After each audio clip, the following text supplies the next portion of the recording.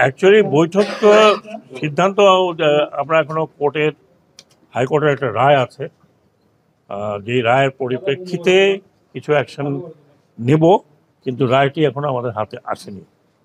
সেই রায়ের কিছু বিষয়গুলো আমরা আলোচনা করছিলাম এবং রায় চিন্তা করে যে কী কী হতে পারে।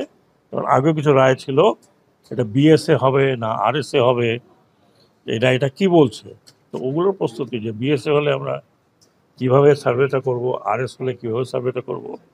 তবে এটা ফ্যাক্ট যে বাঁকখালী নদী, যেটা আমি ডিসি সাহেবের সাথে আলাপ করলাম, যে আমাদের এই এখন কক্সবাজার হচ্ছে একমাত্র পর্যটন কেন্দ্র, সবচেয়ে বড়, একমাত্র না সবচেয়ে বড়। এখন আরও কিছু কিছু হয়তো সিলেটে চা বাগান আছে বা হিল ট্র্যাক্টে আছে, এখানে লক্ষ লক্ষ লোক আসে। আগামী সেপ্টেম্বর থেকেই অনেক লোক আসবে, যে জন্য এতগুলো হোটেল তৈরি হয়ে আছে। কয়েকটা জিনিস আমরা আলোচনা করেছি, সেটার মধ্যে হচ্ছে যে এই রায়টা আসার পরে এটা দেখতে হবে যে বিএস খতিয়ানে হচ্ছে না আরএস খতিয়ানে হচ্ছে। এবং অনেক জায়গায় দেখা যাচ্ছে যে বিএস খতিয়ান আরএস খতিয়ানের বাইরে চলে যাচ্ছে।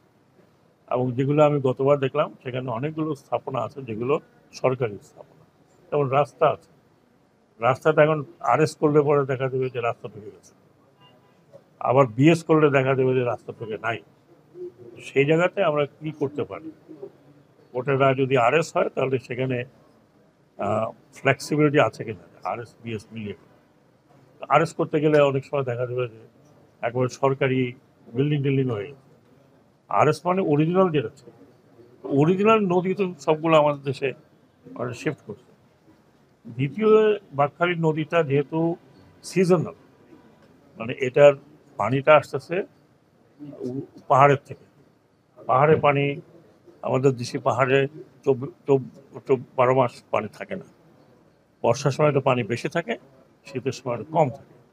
এর মধ্যে একটা প্রবলেম আমাদের সাথে আমরা আলোচনা করলাম, সেটা হচ্ছে রাবার ড্যামটার কারণে সিল্ট পড়ছে, সেটা ওই ড্রেজিং করতে হবে। বাঁকখালীর মুখটাও আমাকে ডিসি সাহেব বলে এখানেও একটু ড্রেজিংয়ের প্রয়োজন আছে। আমরা একটা ড্রেজার বেস এখানে তৈরি করার স্থাপনা করার জন্য সবই আমাদের পরিকল্পনার সব রেডি আছে, শুধু জায়গা ছিল না, যেটা জায়গা ডিসি এখন আমাদেরকে দিয়েছেন ড্রেজার বেসের জন্য জায়গা।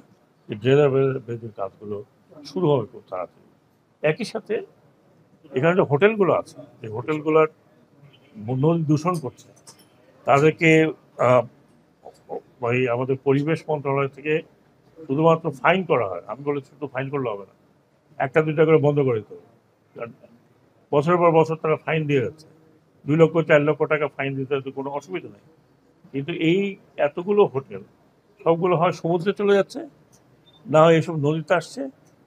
যেমন ঢাকা শহরে বুড়িগঙ্গার নদীর পাড়ে গেলে আর 1 মাস থেকে তীব্র একটা গন্ধ শুরু হবে, দুর্গন্ধ। ও মাছ নাই, কিচ্ছু নাই, কোনো জলপ্রাণী ওখানে নাই।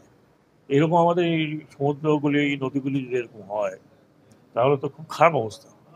আমরা এটাও বলেছি যে ভবিষ্যতে এই নদীতেও আপনারা যাতে পর্যটনের কিছু ব্যবস্থা করা যায় কিনা, এই যেমন ইয়ট থাকতে পারে, নৌকা থাকতে পারে, নৌ ভ্রমণ হতে পারে।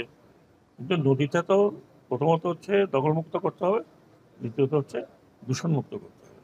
এইগুলো নিয়ে আলোচনা হয়েছে, কীভাবে কবে কখন করা যায়, রায় কি আসবে, রায় যদি স্পেসিফিক থাকে ভালো, না হলে ক্লিয়ারিফিকেশন চাইতে হবে ইত্যাদি।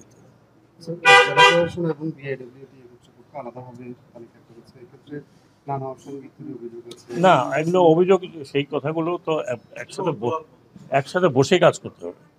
বিআইডব্লিউটি এর হয়তো একটা আছে, সেটা দেখতে হবে। এখন জেলা প্রশাসক যদি আলাদা থাকে তাহলে যে রায়টা আসছে সেই রায়ের আলোকে দেখতে হবে। এটা এখানে জেলা প্রশাসকের এক লিস্ট বা বিআইডব্লিউটি এর এক লিস্ট, ওটা হবে না, লিস্ট একটাই হবে রায়ের আলোকে।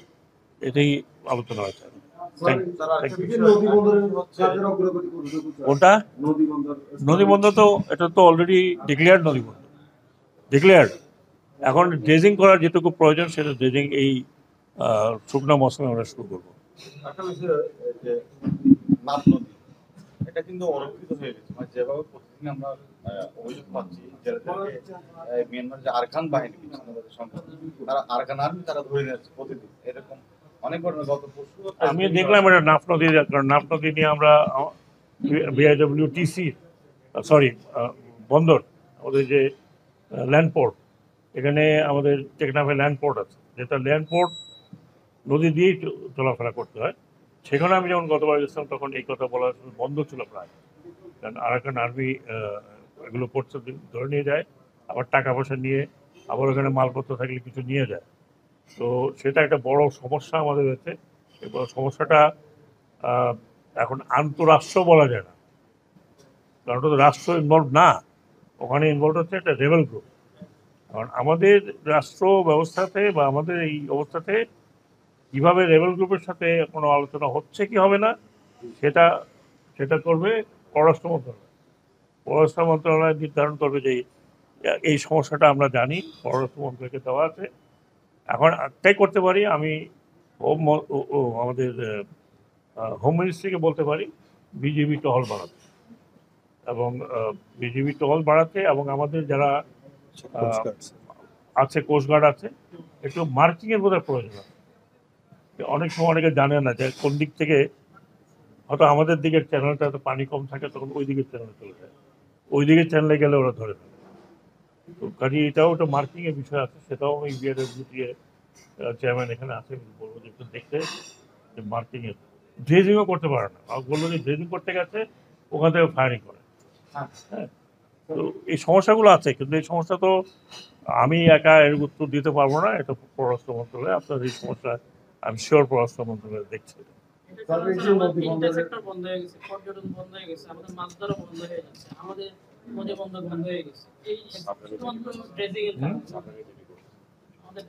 আমরা দেখি ওটা কিছু করা যায় কিনা আমাদের তরফ থেকে, এবং এটা আপনারা বলেছেন, আমি নোট নিয়ে যাচ্ছি, আমরা একটা আন্তঃমন্ত্রণালয়ে আলোচনা করে দেখি কি করা যায়।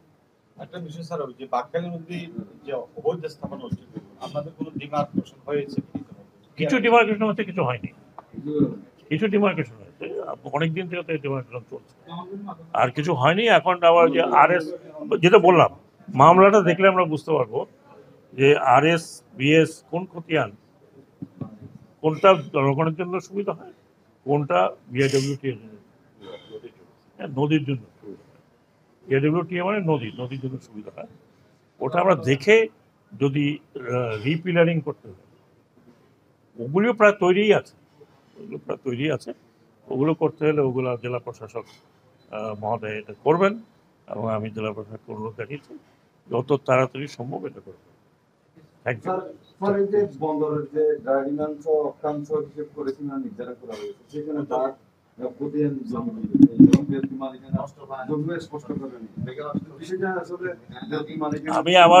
আমি আর একই কথা কিন্তু বলছি, আমরা এখন অপেক্ষা করছি পূর্ণাঙ্গ রায় পেলে তখন দ্রাঘিমাংশ আর অক্ষাংশ নিয়ে করব না, আপনার যেখানে আরএস আর বিএস খতিয়ানের মধ্যে সেভাবে করবো, এটা এই মুহূর্তে তো আমি বলতে পারবো না। আমি তো এখন পর্যন্ত আমরা তো পাইনি, বেলা রিপ্রেজেন্টেটিভ ছিল, তাদেরকে বলেছি